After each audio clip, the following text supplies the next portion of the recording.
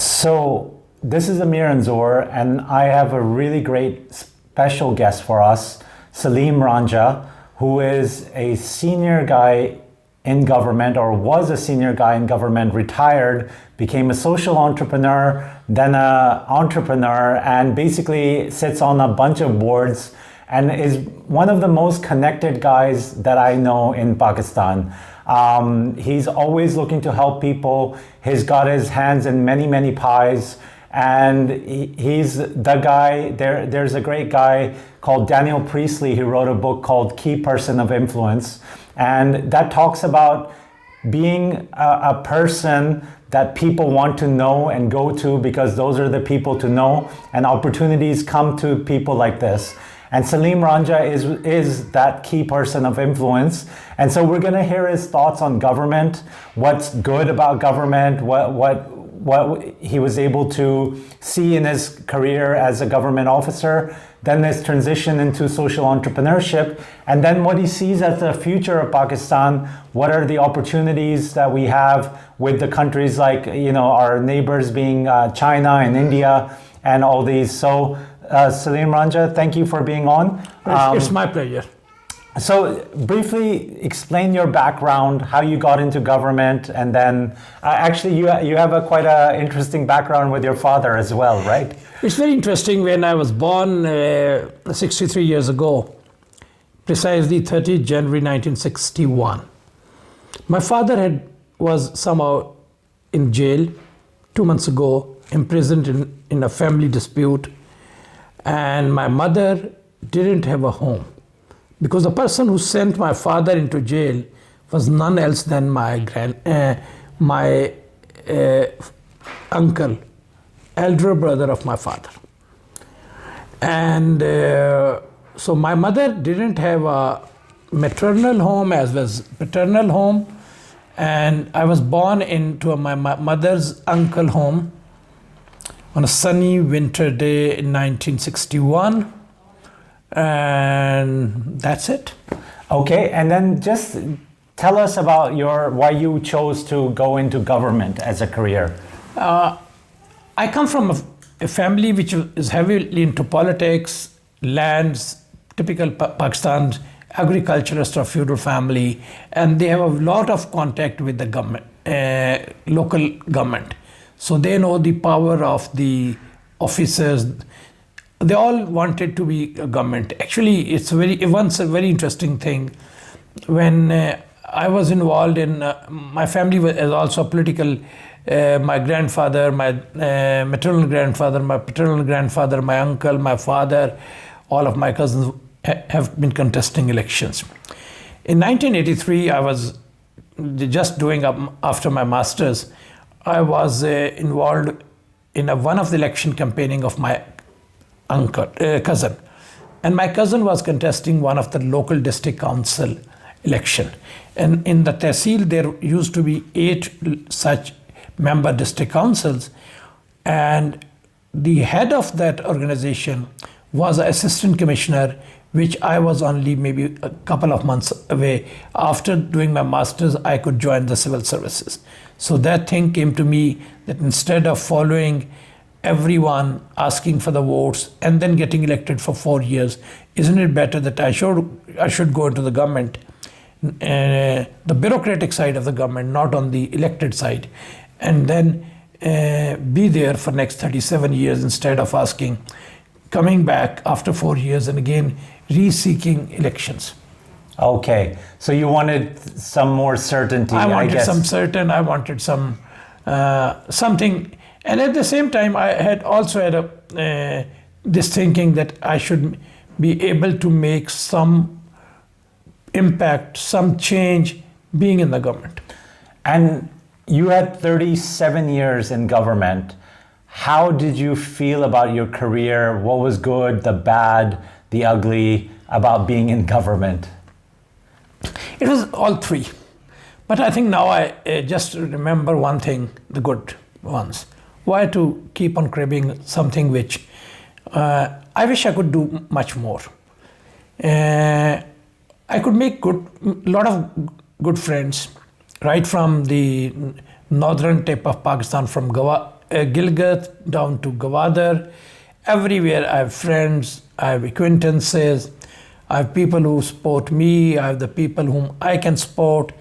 And in 2001, I decided, one of my mentor who convinced me to move to Islamabad. Because before that I was in Lahore and Multan.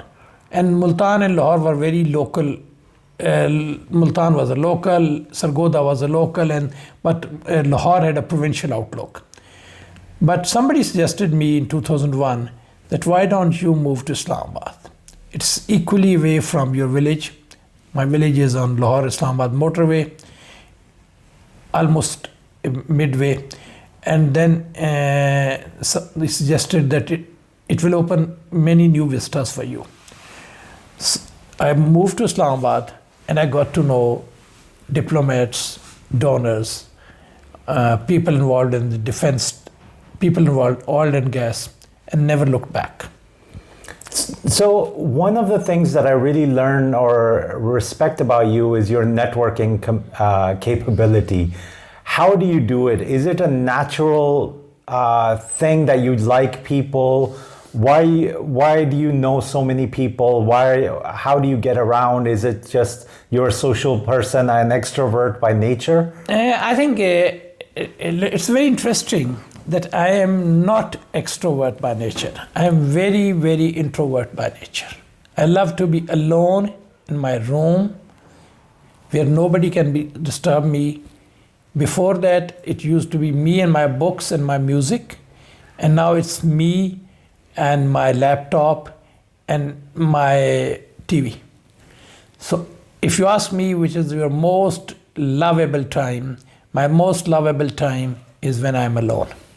And I love being alone. It's very interesting that I'm the only son of my parents.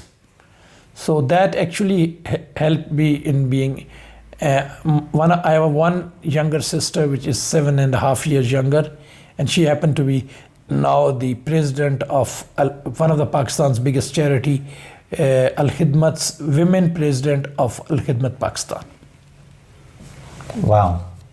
So, so you had an upbringing where you were alone quite a bit, or you went... I always have been alone. Yeah. Since I think 10 onwards. But you get around in the social networks. In social networks, it's very interesting. My father has a lot of influence on my personality. Mm-hmm. My father always used to say, because the family feud which I mentioned earlier was between my father's side and my mother's side. They were actually in feud in each other. So my father said you should keep a good contact with both of them. And you should not talk any bad thing about anyone to any other.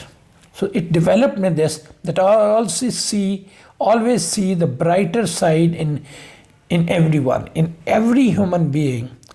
No one is 100% good and no one is 100% bad. Yeah. And even the good or bad is very relative to person.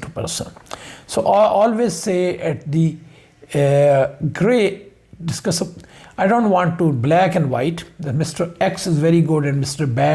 Y is very bad. All are human beings, all have their pluses and minuses, and I always concentrate on the plus. When you start concentrating on the plus, then you all start loving everyone. And that's very interesting. Coming from a Muslim, coming from Pakistan, I'm very friendly with Indians, I'm very friendly with the Jews, I'm very friendly with the Christians, I'm very friendly with the Buddhists. Every person in the world is my friend, and I need to learn something from him, and it's my duty to do something good for that person. So for me, 7 or 8 billion people of the world are my buddies, my friends, and it's my duty to do some good thing for them. I mean, I've worked in government, and sometimes government gets a bad reputation for being slow, bureaucratic.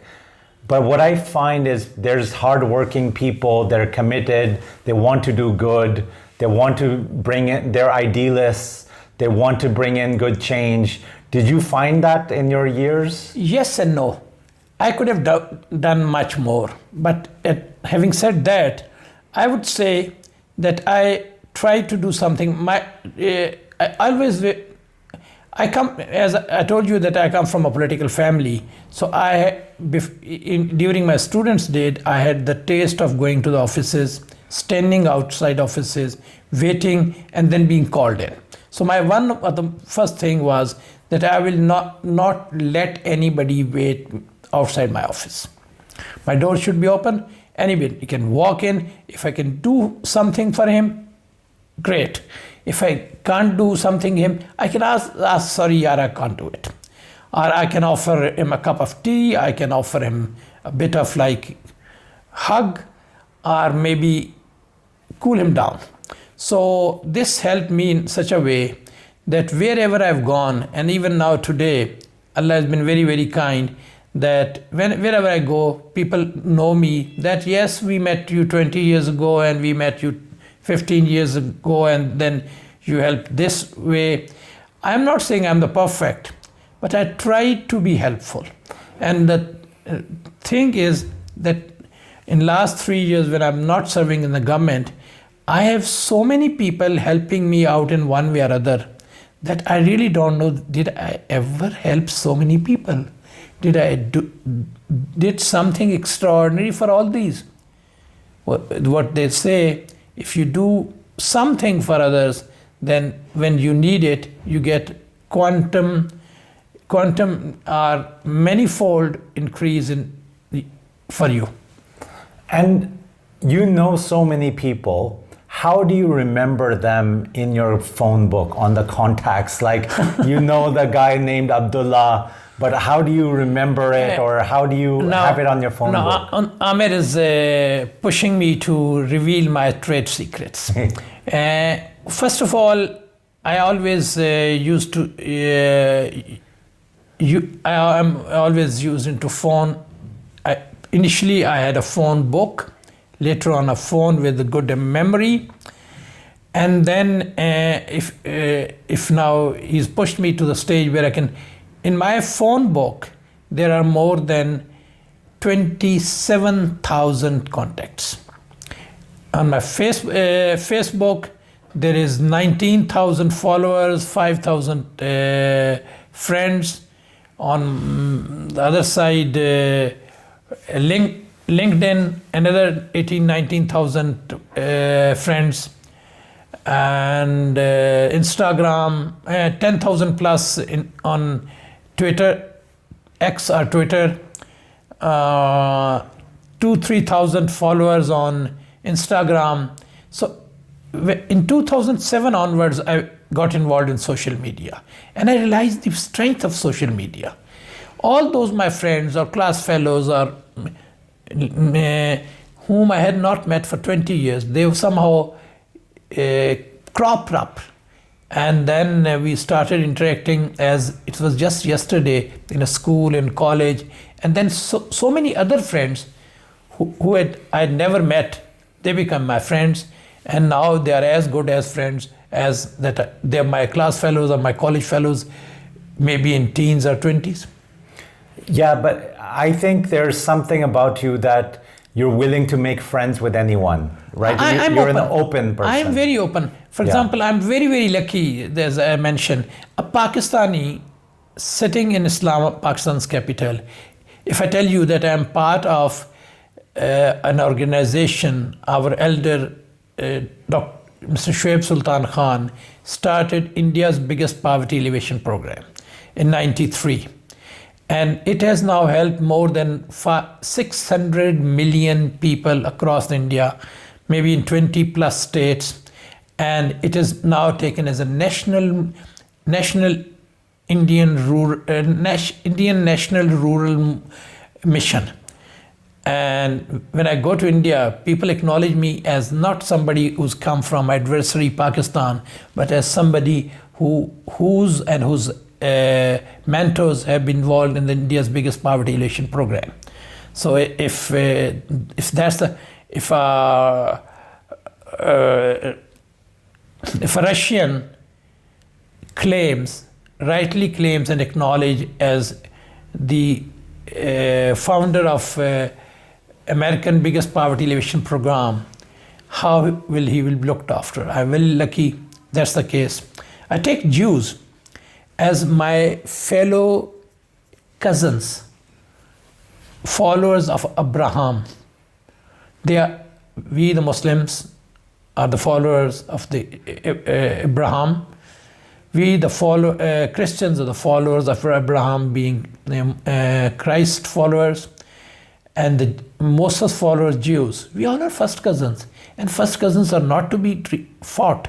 The first cousins are to have a ball of a time together, enjoy the world, and have the best of it. So with the Jews, I am equally friendly.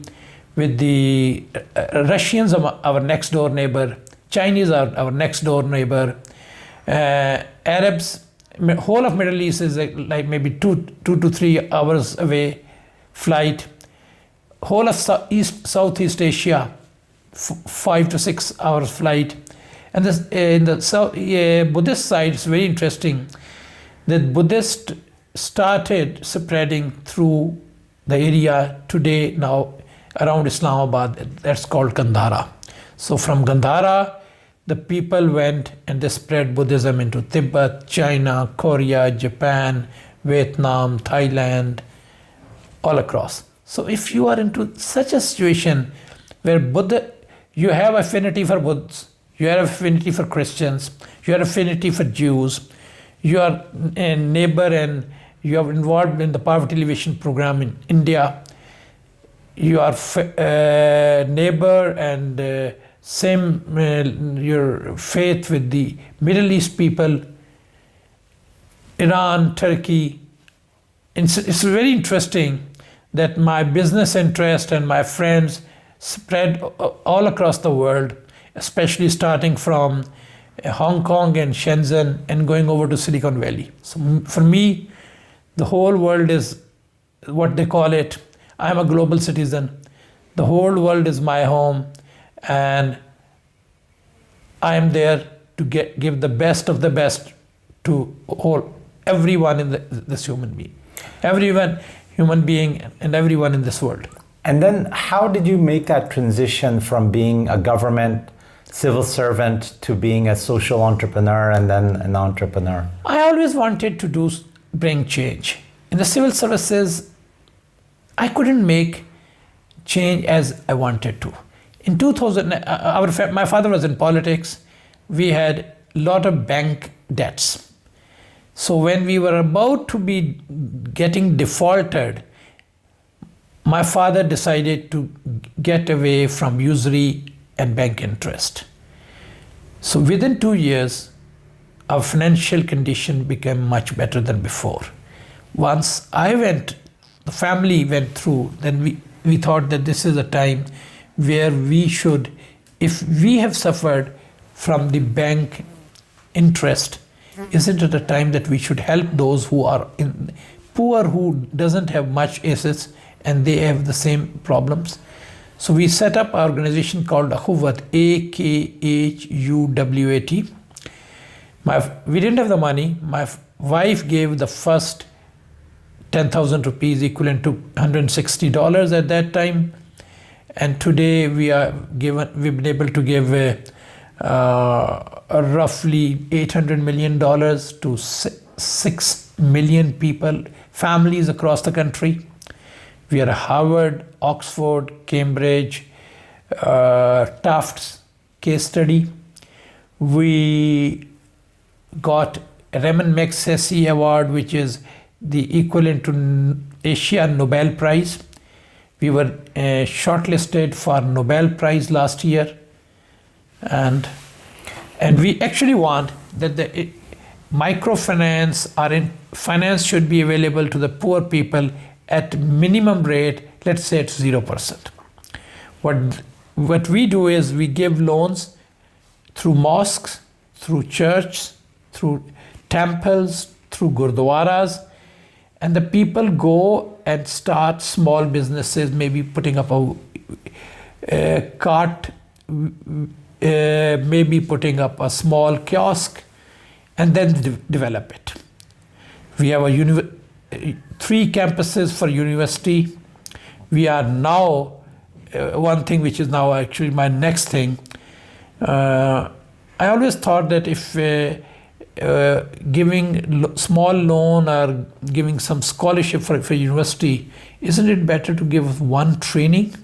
And now something which is keeping me busy is preparing maybe like 150 million Pakistanis and training them into tech entrepreneurship. And if it happens, if every Pakistani start making 100,000 plus, maybe like $500 per month through tech entrepreneurship and freelancing, imagine how much Pakistan will be well off if 150 million Pakistanis can do that. And that's what I'm doing now. Amazing. And the microfinance, the types of, you have a really high recovery rate of the loans, right? But because a lot of businesses fail, so how do people afford to pay you back if businesses don't work out? First of all, people don't want to miss on a affordable and cheap and finance availability. If you're offering them at 0%, what else do they need? While the competitors are offering at 35%, 40%. So they don't want to miss just by not paying. B, we give the loans at some religious sanctity place. So the pressure, and third is the peer pressure.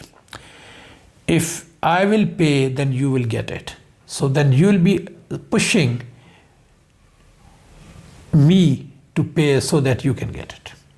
Okay. So peer pressure. Peer pressure because they work in the groups. Yep. Okay, great. So that was started about 20 some years ago. That started in 24 years ago, but just 10,000 rupees given by my wife. And you can well imagine that now we are close to $800 million. Wow. That's donations that come from all over the world. Donations come from all over the world,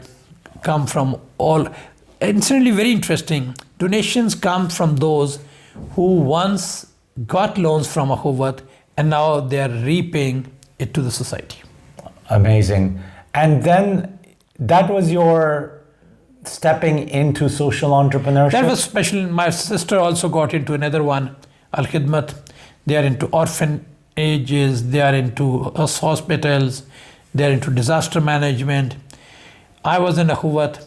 Ahuvat is in education, health, microfinance, and then there is another one, Silani.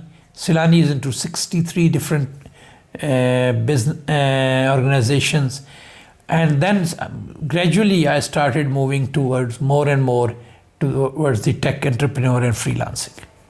Why did you want to move towards tech entrepreneurship? Because with the same amount, 50,000, you give a scholarship to somebody to get into liberal arts or maybe a normal college degree per month. With the 50,000, you give loan, and with the 50,000, for 2 to 3 months, you train somebody, and the 5th month, they start making more than $500 per month. Wow. Something I would recommend all of you to look for Cypro Solutions. Cypro Solution is something in my village. One guy who didn't have money, he had done his bachelor's in science, he couldn't study more, and he didn't have enough push to get a job. He learned from a platform, DG Skills, which I was a part of that we started with the government 7 years ago, and now more than 4 million people have been trained in DG Skills. He was one of them. He trained 5 5 trained 35, and they formed a company in my village. And today, in last 2 months, their revenue is $1.3 million. And now we are training 30,000 boys and girls in just one place. And we are aiming to follow it, something like Silicon Valley, Shenzhen, Singapore, Dubai.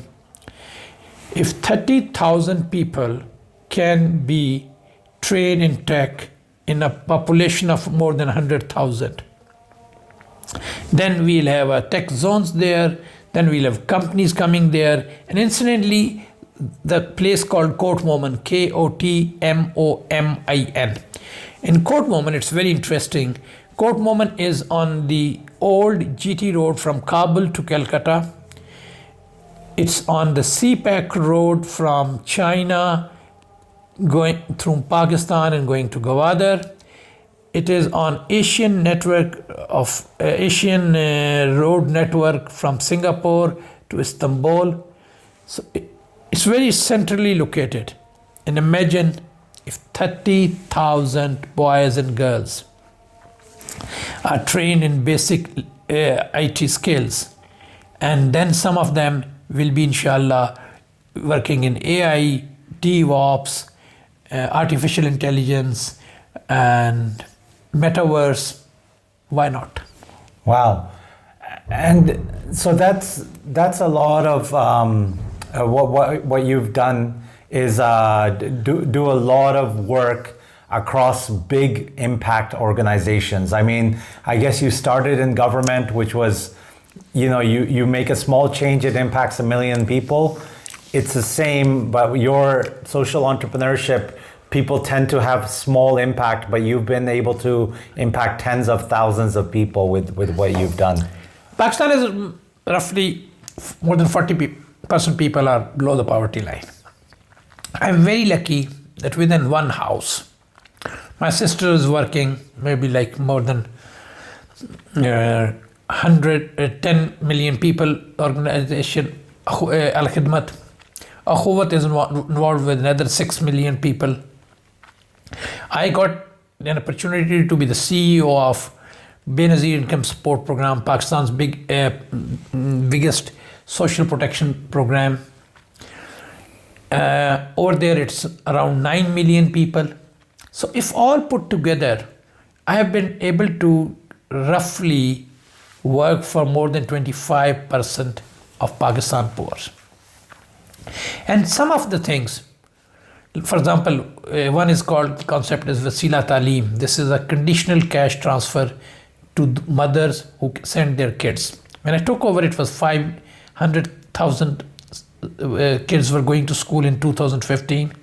When I left after a year, there were 1.5 million, and today there are 9 million children going to school. If this thing can go on, it's very interesting. What we need to do, create entrepreneurship. And the easy way to create entrepreneurship is tech entrepreneurship. In a country where, which is the third largest in English-speaking population, where there are more than 180 million cell phones, more than 120 million smartphones, one of the biggest users of WhatsApp and SMS, third largest freelancers in the world, and more than that, they're very tech savvy. Even if you see somebody who's not very well read, somebody who's not even to school, and some old lady, she will be doing WhatsApp and TikToking. And so tech entrepreneur is one thing.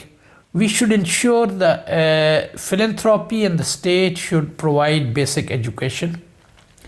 Then instead of having wasting time in the universities, they should be short courses and getting involved in the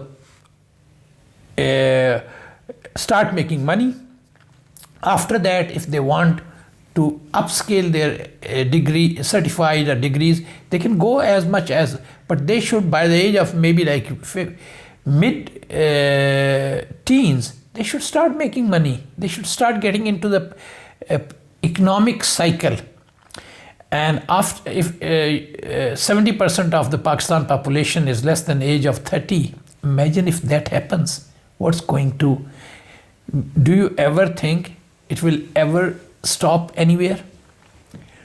Won't it be another China, India, Indonesia coming up? I'm very optimistic for the simple reason, if you are familiar, Morgan Stanley, it came up with a report last year that who will be the 6 top countries in the world in 2075. It will be India number 1, China number 2, and the third one was USA, and the fourth one was Indonesia, 5th Nigeria, and 6th Pakistan. But there is a very interesting thing. Pakistanis have got more tech savvy than the Indonesians, and the Chinese and the Nigerians. Pakistanis have an advantage of English speaking vis-a-vis the Indonesians, and the Pakistanis have got a tech advantage vis-a-vis the Nigerians. So there's every likelihood that the Pakistan, which is estimated to be a $14 trillion economy in 2075, can, instead of 6, can be the 4th one. Amazing. And so you are an optimist on where Pakistan is going in the next few decades. Why do you think that there is 40% poverty? Because the opportunities to work are very less. There are very few factories, there are very few industries, and that is the reason that most of Pakistanis are not doing very well. But if tech is one thing, everybody has an opportunity in his hand. A smartphone is opportunity. If I am looking for a business, here is business. I can make money, I can do wonders, I can get educated, and I can do as much as I want to if I have the will to do it. Okay. And okay, so you believe, and then we can get connected to the digital world, and then everyone can be on it. Yep. I think a smartphone is very interesting. It is a camera. It can check your health indicators. It can count your walk. It's your book. It's your, you can take notes, and everything you can think of, you can do if you have a smartphone. And we have more than 120 million smartphones. So actually, the genie is out of the bottle. Okay. And so that is the insights that you've got on this. Now, what do you think that we can do as a society to push Pakistan towards wealth creation? Is it push digital? Is that the main thing that you would say to government, is push digital agenda in society? When I retired from the government in January 2021, the world was opened up for me. I could have gone into politics. I could be part of I could have rejoined the government. I could be a part of the philanthropy or the social sector, which I was very much into it. But I opted a difficult route. I decided to go into a totally new world of tech. And the reason was that if I can make that difference, the results will be much more phenomenal than all other fields.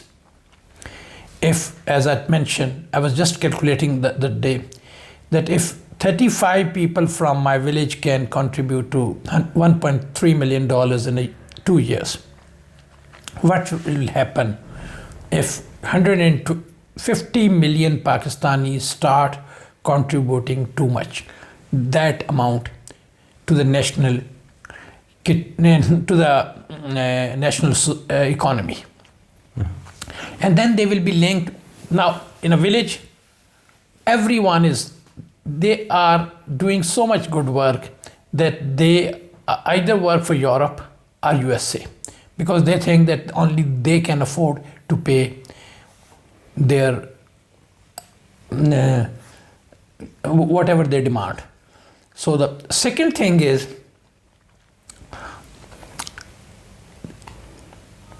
somebody asked me, what is your next thing? I said, I want to leave a legacy, and the legacy will be a couple of unicorns coming from Pakistan. Pakistan has now 3-4 big companies. One is Systems, $800 million plus. Another is NetSol, $600 million. Third company I'm working very closely is I2C. I2C is set up with a Pakistani who is based in Silicon Valley, Amir Wine. It's a fintech in 214 countries, around $400 million plus. And incidentally, now I am helping all three to set up special technology zones in Pakistan.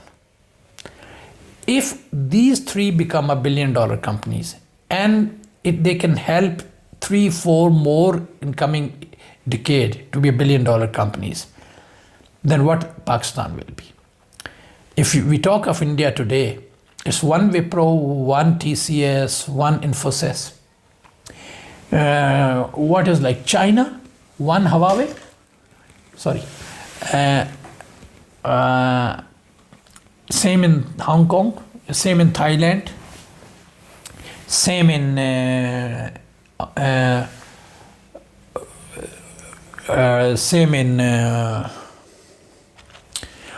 one factory, one phone manufacturing factory of Samsung in Korea. In Vietnam exports more than $60 billion of phone. Foxconn in Shenzhen, BYD in Shenzhen, Huawei, Samsung in Korea. Countries dependent economy or prosperity depends on 1 to 2 companies. And if I can be part of 3 to 4 $1 billion companies in Pakistan, what else do I need? Okay. And it's just across the corner. If you ask me which one will be, as I told you, Systems, it will be NetSol, it will be I2C, another company coming, Lam.pk. This is a marketplace for South Asian fashion and already selling into 120 countries. And many more will be coming. CureMD, it's a medical transcription company. We have a company, MTBC in Pakistan. In one city, which is in Kashmir, 4,000 people under one campus are involved in medical transcription. In the Huawei Research Center in Islamabad, there are more than 5,000 people are working. The day this 5,000 became 50,000 and the 50,000 becomes 500,000, it's over. Wow. Okay, great. So how can people connect to you in finding out your information, or if they want to, just connect to you? My full name is Muhammad Salim Ahmed Ranja. I am on LinkedIn, I am on Facebook, I am on Instagram, I am on X or Twitter. I'm everywhere. Perfect. And I will request Amir to share my social media links on the screen and also give my WhatsApp number. Okay. So I am just one click away from all of you. So you don't even mind so many people having your WhatsApp number and they don't disturb? Even if they make it an effort to find it over, they will find over. Why shouldn't I give them myself? Okay, great. Thank you so much, Salim Ranja. You're doing an amazing job. I've even visited your village in Sargodha and the impact you're having on people's lives, even at that stage. But I know nationally, across the country, there's millions of people that are benefiting that might not even know that you exist. So just having you on the show has been really amazing. If you allow me to add the last few lines about my village, I wanted to make a model village which can help to get it replicated across the country. My village has got 100% interest-free microfinance available. The next to mosque is a small room in where we have a telemedicine center, and in just rupees 30 is even 0.1% of a dollar, something like 10 cents. There are 3 cents. 3 cents you can have the medicine for 3 days. There's an ambulance. Then the local school has got a smart board which can be linked with the best of the best cities.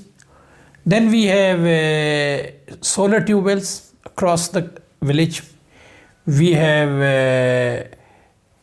the handicrafts are sold over to Wasila.com. Wasila is the Etsy of Pakistan. Then we have technical trainings, then have IT trainings, and we wanted to make, instead of wasting money on then creating infrastructure, big buildings, and giving salaries. So one of my panacea is I stay away from the infrastructures and I stay away from the salaries. So if you stay away these 2 things from your project, then every project becomes feasible for you. Okay. No, it's phenomenal what you're doing, and I think people should go and visit it. So thank you, Salim Ranja. We'll put the links to his contact details. And that's it from Amir and Zor on this show. Thank you. Thank you.